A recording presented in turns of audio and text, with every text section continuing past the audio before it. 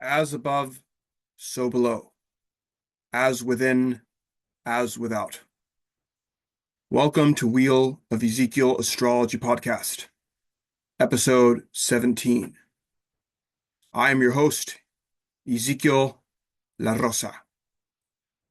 Today, I'm going to be giving my analysis of the chart of Bruce Lee, who is a person that I've been very much in admiration of since I was very young. So, I'm going to share my screen now, get into it.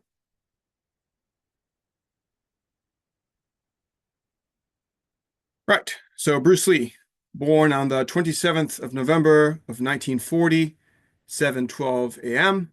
is the time recorded that I found, which gives an ascendant 6 degrees Sagittarius. This is also, well, let's see. You can see it's conjunct the sun, which this indicates his philosophical approach to life, further affirmed by the trine to Pluto in Leo in the ninth house of philosophy.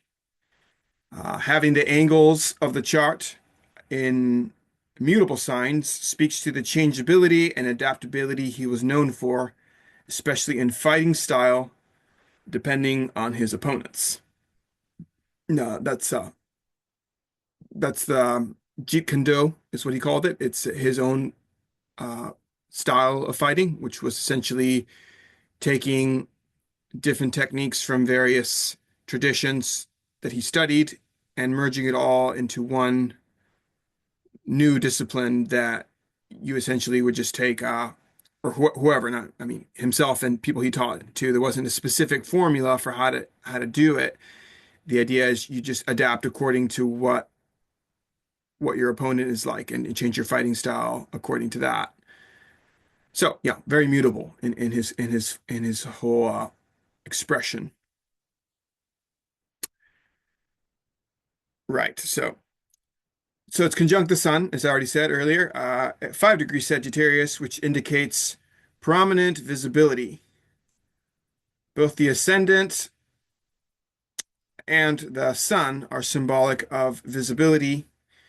He was a child actor, actually, and as he became an adult later in life, he became one of the most iconic martial art actors of all time. Pretty much the icon in martial arts films, or at least the one that everyone copies. Um, the trine to Pluto indicates strength, talent, and the ability to impress as a master showman, which he was. Um, Pluto being in the ninth house speaks to him being a foreigner, being international. In his case, both from America, because he was born in well, San Francisco, right? I lived in Seattle as well, and then also from Hong Kong, where he moved back to when he was very young, uh, and then eventually returned to America later in his adult life to study and become an actor. All right, the power of the trine to both Sun and Ascendant from Pluto speaks to the enormous influence of his mixed style of martial arts. As I mentioned, it's called Jeet Kune Do, which means the way of the intercepting fist. Um, this has had an enormous influence on modern martial arts, uh, different fighting styles, as well as pop culture and various films, pretty much every kung fu film after him, and video games as well. If you look at the early 80s video games, the fighting video games, they're kind of built off his movies in terms of, well, you can see the correlation.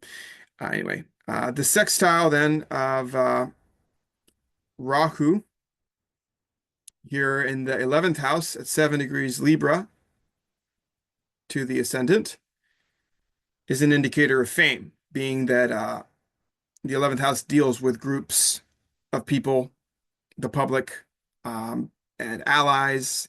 Your audience in general is one you could look at it. In this case, also ruled by Venus, which has to do with the arts. Um, and it's connected to the ascendant, which is the native himself. So there's one of your correlations. The North Node, Rahu, has everything to do with increase and excess oftentimes. But in this case, it's definitely taking things up, making things bigger. So fame. Right. Then let's see, the sun being the ninth lord, ruling here Leo, the ninth house, which rules subjects like philosophy, knowledge, teachers, and foreign places, is in the first house of self, body, visibility, and personal outlook on the world and other. Right. For the first house is both how the native is seen and how the native sees the world. So it's a lens that goes both ways, you could say. Uh, Perspective. Um,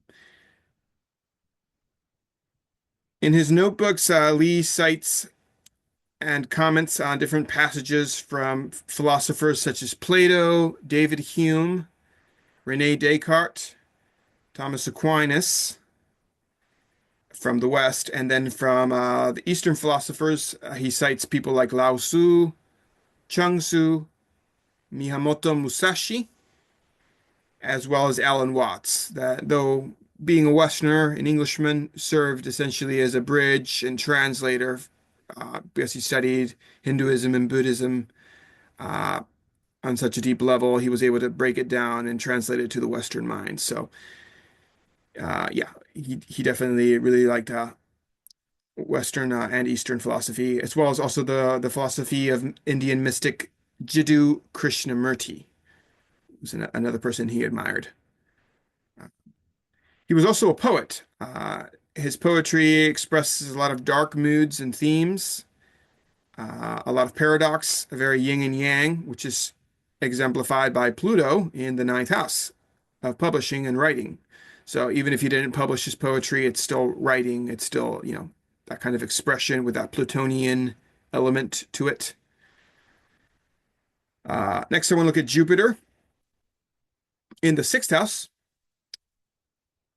at 7 degrees Taurus. Jupiter is both the first lord and the fourth lord. Um, so, right, the fourth lord is Pisces, the first lord, right, Sagittarius. Jupiter at 7 degrees of Taurus indicates that he was well known for hard work ethic and daily training routines. Very studious, but also very contrary to norms in his application of knowledge and his unorthodox philosophy. The fourth house in Pisces is also about family, lineage. Uh, in this case, you could see his father, who was a very respected Cantonese opera singer and actor. Um, it speaks to his father's style of instructing him. He taught him Tai Chi. They would practice together from a young age. And he also starred in a film with his father called The Kid. So that's very fitting for Pisces, being trained in Tai Chi, probably also meditation and other Eastern disciplines. And then, his father also being an artist, very Pisces, very spiritual, being in a movie. All that speaks to his family lineage and his roots, his early life. Let's look at the moon now. Over here in the 12th house at 11 degrees Scorpio. The moon is the eighth lord, with Cancer being his eighth full sign house. The moon is at 11 degrees of Scorpio. This indicates an intense, deep, and introspective internal life. It's that's very moon in Scorpio because Scorpio is such an intense energy in itself. The moon's considered in its fall here. That's not necessarily a bad thing. It just means it's more difficult. Emotions can be very intensified and kind of dark, but that also gives room for a lot of introspection, especially psychological and self-introspection, actually, too, being here in the 12th house. Uh, It's conjunct the lot of fortune, which is very fascinating and very good, actually. Very, very auspicious. Whenever the lot of fortune is conjunct by one of the luminaries, it's considered to be a good thing. Um, so the lot of fortune is not necessarily good fortune. It just simply means your lot in life, kind of a, sort of a destiny, you could say, that you are here to fulfill and make the most of. So in this case, his lot in life was to master the inner world, master the intangible, which is represented by the 12th house, intangible, invisible things, mysteries, subconscious things, as well as develop mastery of the body, indicated by the moon. It also indicates a very strong commitment to one's path in life, fulfilling one's fate with strong vigor and focused intention. Be like water, right? The moon rules water, right? It's well, rules Cancer, which is a water sign, and it's in Scorpio, another water sign. So there's definitely a lot of very powerful water energy. Bruce Lee was a master water magician, actually. So the stellium is just absolutely shouting that. Uh, very, very clear. It's also conjunct, the moon is what I'm still talking about, is also conjunct Mercury, which is separating here at 15 degrees of Scorpio. One could say it's a reflection of his incredible speed, right? Mercury ruling speed, the nervous system. I watched any of his footage or demonstrations, you know exactly what I mean. It's also conjunct, the moon is also conjunct Mars. Um, this is expressive of his mindset of turning his body into a weapon, which is something he said. Uh, Training on his whole body and making it a weapon at any moment when he needs it to be.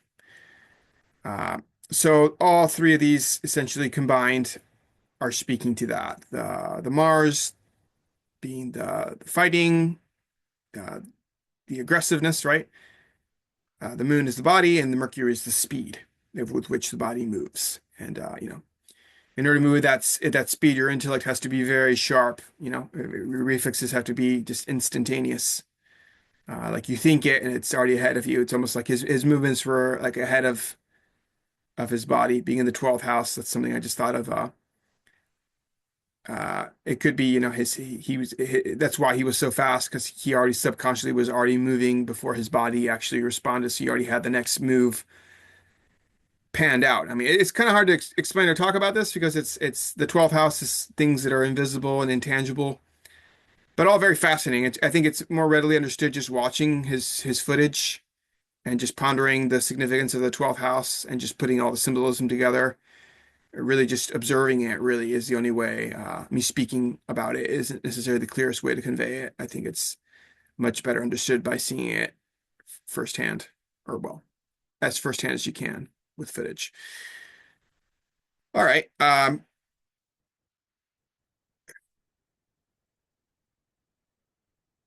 So yeah, next let's do Venus. Right here also in the 12th house at 1 degree Scorpio. Venus is the 11th lord as well as the 6th lord. Taurus, 6th house, and Libra, the 11th house. In the 12th house, at 1 degree Scorpio, conjunct Mars. Could signify hidden fame because it took him a while to become famous, or at least more than hidden fame. Maybe it's fame that detracts from one being known.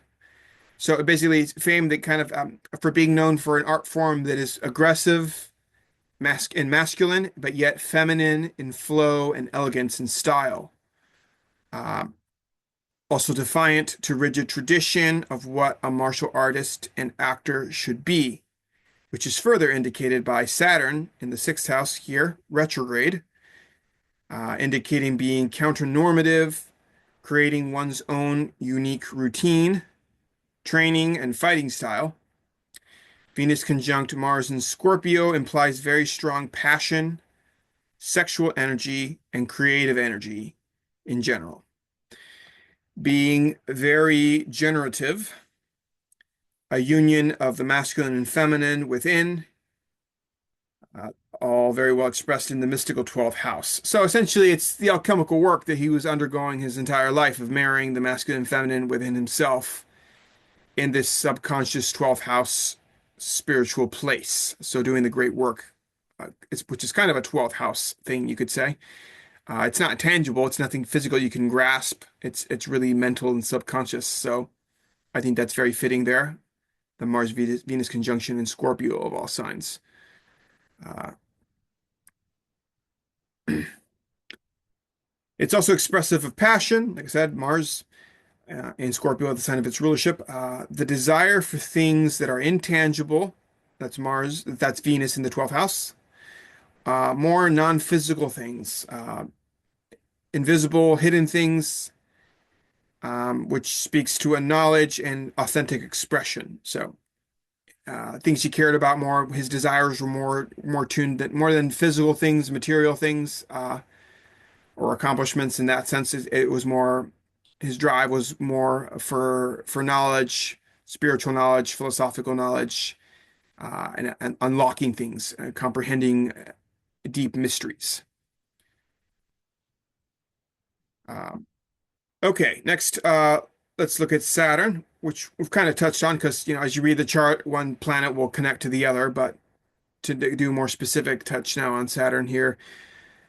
Sixth house, Taurus, it's retrograde. It's also the ruler of the second lord as well as the third lord, Capricorn and Aquarius here. Uh, it indicates his struggle. The second house, ruling the second house, indicates his struggle with finances and in getting work and being paid fairly. So Bruce Lee, as an early actor in Hollywood, struggled to get roles and suffered a lot of discrimination for being an Asian man. The studios apparently thought that even though these were martial art films, he was wanting the part from. I guess studios back in the 60s didn't think that he would, that I don't know, the general public would be receptive to that or they were ready for that, which is kind of ridiculous and mind-boggling. But, you know, getting maybe underpaid for things or getting, just, you know, all the early struggles, but it also speaks to his high tenaciousness and tireless work ethic to generate material stability for himself and his family, which ultimately he did. So that Capricornian drive to reach the top, to essentially acquire status, which he very much very much did. No argument there against that. So. And then just in the sixth house, it also speaks to work ethic because the sixth house is all about day-to-day routine, subordinates, himself being a subordinate to others. And yeah, just your daily routine, the mundane things of life that one doesn't necessarily enjoy doing, but kind of has to do in a very earthy, fixed sign such as Taurus. Right. Right. Back to Mars now. Being the 12th Lord as well as the 5th Lord at 4 degrees of Scorpio indicates his battle may have been more psychic, being immersed in the subconscious psychological battlefield, something I kind of alluded to. Uh, he had many demons he was fighting, and he struggled with addiction and depression in isolation, which is a 12th house topic. Uh, that's pretty well documented. There's certain letters that were found of his that are proof of this, which I don't want to get into. You can look them up for yourself, but it's not speculation. There actually is written evidence that he was addicted to certain substances.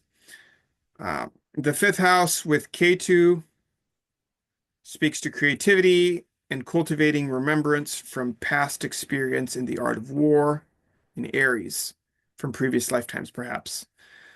So it's been understood by some astrological traditions that the South Node K2 has to do with past lives or past lessons that one has mastered. So It's indicative of him already have been a warrior in a previous life, being that it's also in Aries and has to do with the past in his fifth house of creativity and expression, which is exactly what he was, a very, very Martian expression.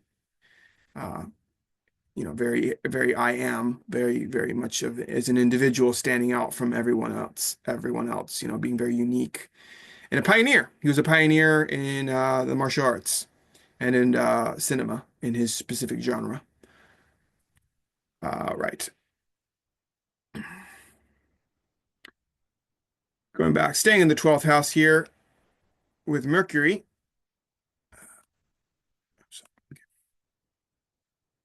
Okay. Mercury at 15 Scorpio is the lord of both the 10th house and the 7th house. So Virgo and Gemini. At 15 Scorpio, ruling his public life, Virgo, which speaks to hard work, attention to details, very concerned with health and diet, with writing, and being known for his very quick reflexes. Again, the speed I was talking about. But the 10th house, Virgo, he's well known for having a very meticulous, detailed training routines, and even his diet, like eating small portions in between training, avoiding empty carbs, which is pretty much anything with flour. Uh, so eating a lot more protein dense diets. He was very, very particular about that. So that concern there and being known for that. A lot of trainers that follow his method can you pay attention, take note from that there. It's a well documented thing. And then the seventh house, the partnership, which just speaks to his marriage as well, just really one-on-one relationships with people in general, really. Certainly marriage, and I'll get to that later. There's a transit I want to look at later. It has to do about his marriage. Mercury in the 12th house speaks to a very penetrating intellect into hidden things, so things that aren't visible, to mysteries, secrets, knowing how to manipulate energy, and a deep understanding of how to tap into the element of water, uh, and also into this non-physical state of pure mind, being formless, existing in that space of pure oceanic consciousness. Um, so to just read his most iconic, well-known quote that speaks to that very well. I said, empty your mind, be formless, shapeless, like water. You pour water into a cup, it becomes the cup. You pour water into a bottle, it becomes the bottle. You pour water into a teapot, it becomes the teapot. Now water can flow or it can crash. Be water, my friend. Yeah, so perfectly encapsulating what he was about, and his 12th house particularly. So staying with the 12th house theme, being that it's the most accentuated house in the entire chart, um, the 12th house with Venus, Mars, Moon, Mercury, and the lot of fortune speaks to isolation, spending much time in solitude, reading, philosophy, writing ideas down in notebooks, and his dedication to daily physical training, which is Mars. It also speaks to self-undoing. As I mentioned earlier already, he allegedly developed a dependency on certain substances. These may have been for coping with depression or just the harsh daily realities of life. Though it is still unclear how he died, allegedly from brain swelling due to bad mix of medication. The moon, which is fallen in Scorpio, ruling the physical body, is his eighth house, or his eighth lord, um, which is the house of life force and death, because once your life force runs out, you physically die. So that's a very interesting connection there. More on that in a moment when I get to transits. Right. The moon is also receiving an opposition from Saturn in the sixth house, which speaks to heavy emotional obstacles, open enemies or detractors, discrimination, which she endured for being an Asian man, a clash with authority or tradition, and perhaps a deep inner desire to overcome authority and rigid ways of thinking and being, which are all true of his life. Also, coldness from his main caregiver as a child is also indicated. Now, I don't know that for a fact, but just looking at the symbolism, uh, the moon being in fall in Scorpio in the 12th house, that it speaks of isolation, kind of could speak to neglect, being opposed from Saturn, which is also retrograde, which is a heavy energy that has to do with, not necessarily getting the proper nurturance or, the having just a kind of coldness. Saturn is a very cold planet, so opposing the moon, which has to do with maternity, nurturance. The symbolism speaks to that, though I don't know that for certain, but that certainly looks like it's the case. Moon is also thought and emotion. In Scorpio, these are very much intensified. Scorpio moon is highly intuitive and very good at reading people and in anticipating their next move. This strategic scorpionic approach was evident in his approach to combat, which was essentially his approach to life, very calculated strikes. Uh, Now looking at Mercury as part of the stellium, it's penetrating intellect into hidden things, not visible, mysteries, secrets, knowing how to manipulate the energies, a deep understanding of how to tap into the element of water, the formless, all of that. And then having a very calculated way of speaking, his choice of words, the tone, and even his expression is very archetypal of Mercury and Scorpio. Yeah, I just watch any footage of any interview, particularly his Lost interview, which is his most famous one from the quote I just read. Uh, just watch the way he speaks. You can see there's very much intention, like he's really thinking about what he's saying, the way he's saying it, the choice of words, the tone, facial expression, a lot of passion behind the man, the way he speaks, which is why I love listening to him because you can tell he really means what he's saying. Uh, so that's all Mercury and Scorpio expressing itself very, very clearly. Uh,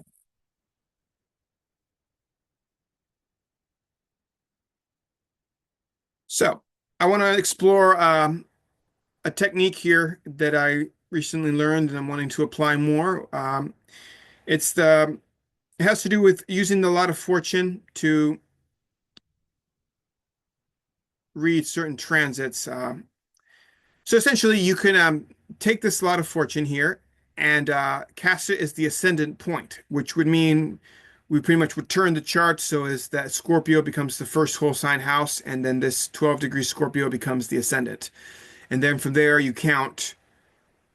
In this case, we're going to go 8 signs to get to the eighth from the first. So 2, 3, 4, 5, 6, 7, 8 makes Gemini the eighth from the first, which would be over here, if you can follow that.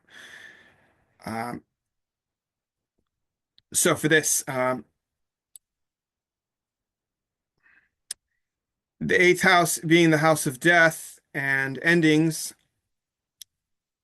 with the Lord being Mercury, which would still be in the first house of this alleged chart with a Scorpio rising with a lot of fortune there, uh, puts, well, it would also rule the 11th house, which would be Virgo here in this hypothetical chart, which curiously enough has Neptune ruling intoxicants, And then, as I mentioned, the way he died was from a bad mix of different prescribed medication.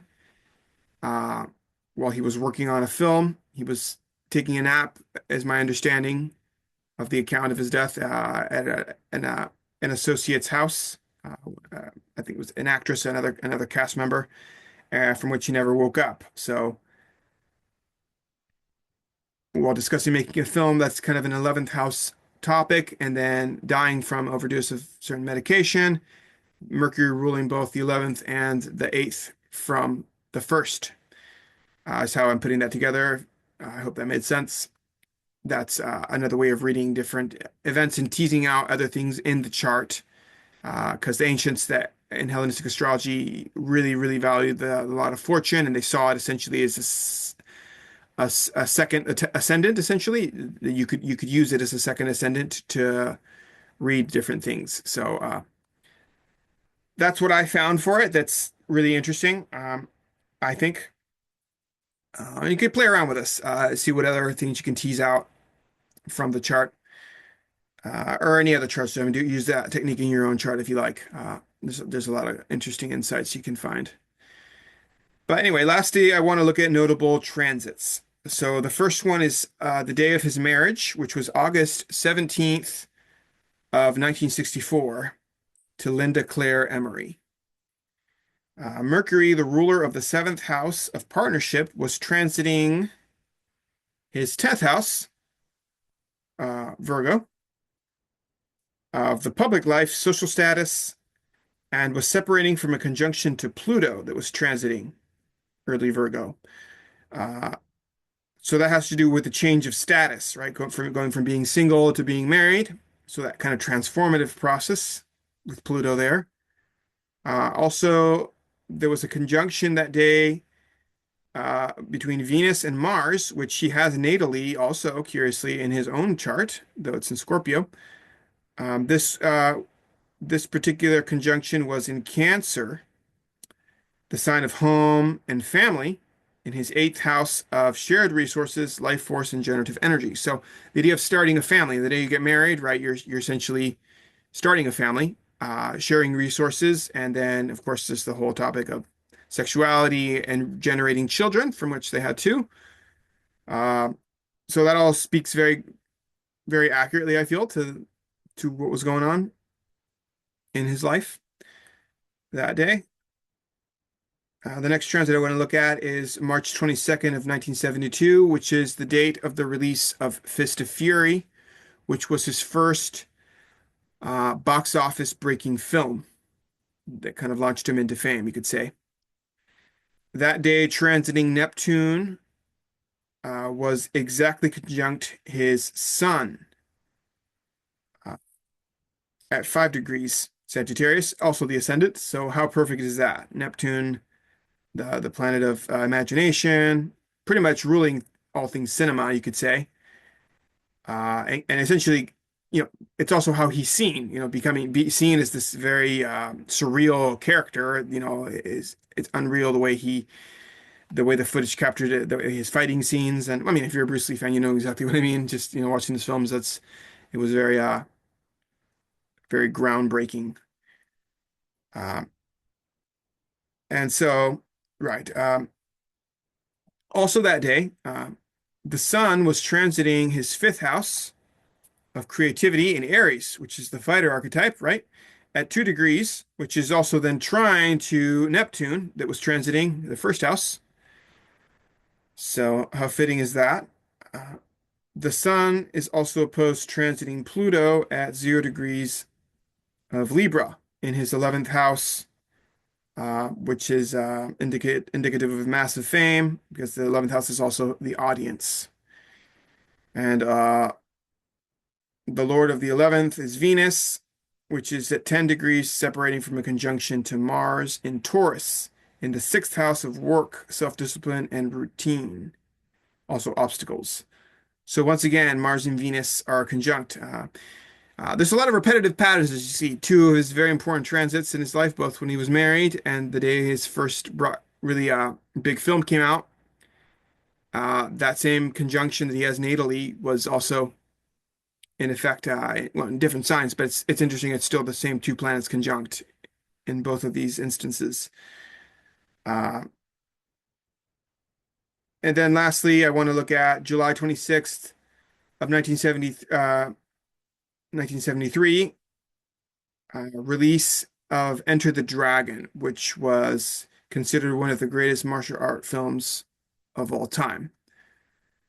So the sun that day was transiting his natal Pluto at 4 degrees of Leo, with an applying conjunction by 2 degrees right there.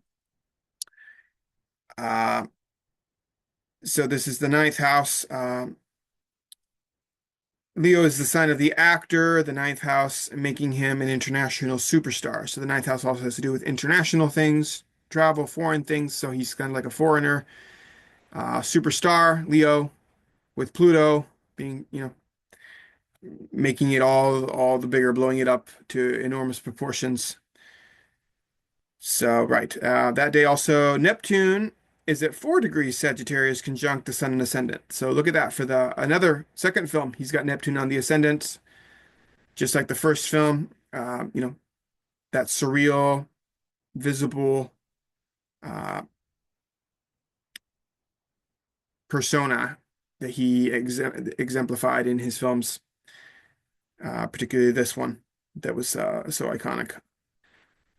And actually, I have one more transit I wanted to look at. This one's particularly curious. For March 31st of 1993, at 1:03 p.m. Eastern Time, Bruce Lee's son, Brandon Lee, is pronounced dead at a hospital in Wilmington, North Carolina, after being shot on a film set. Very sad. In Bruce's chart, the sun is transiting at 11 degrees of Aries in his fifth house, conjunct natal Ketu, the south node. This is the house of children. And the south node has to do with decrease, the taking away, and loss. Uh, it's also to note that that day the sun was 7 degrees applying to natal Lilith here at 18 degrees of Aries. Lilith is in mythology, at least in symbolism, is associated with the killing of the firstborn. So this may actually somewhat speak to this curse to the Lee family, or at least this theory of a curse in the family. It's just an observation. Take it for what it's worth. I don't normally use Lilith, but I saw this and I couldn't help but take note of what that's actually speaking to here. Because even after his death, you can see very clearly that Bruce's chart is still in effect and accurately reflecting earthly events. So just because a person physically dies doesn't mean that their chart, their template ceases to be active.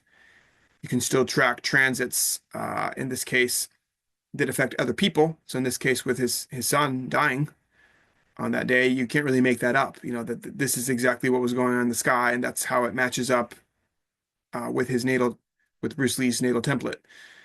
So, you know, what do you know? Astrology actually works for any doubters, even after death. So, I want to finish up by reading a few quotes that I think are very fitting to essentially sum up what Bruce Lee was about. Um, First quote: Man, the living creature, the creating individual, is always more important than any established style or system. That pretty much sums up what Bruce Lee's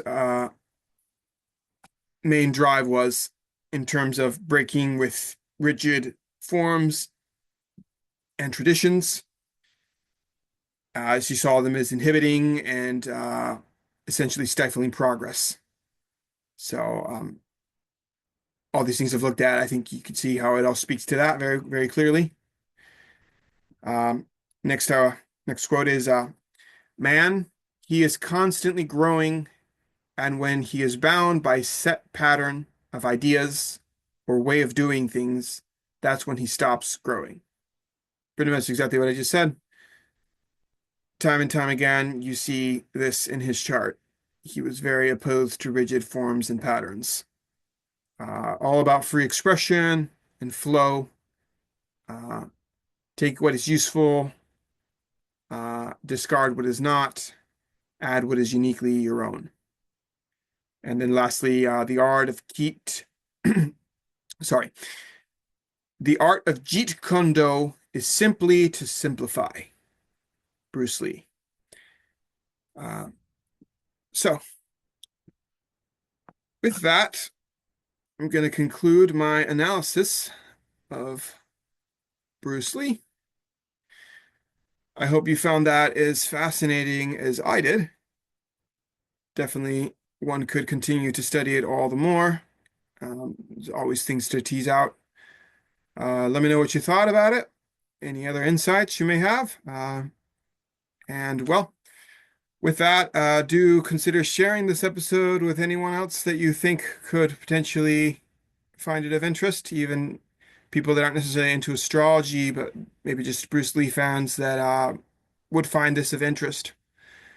I appreciate that and any support, as well as with my link below. If you want to contribute anything to this work via my Buy Me a Coffee account, the links are down below for whatever amount you feel is fitting. Always appreciated. And so, with that, until next time, as above, so below, as within, as without.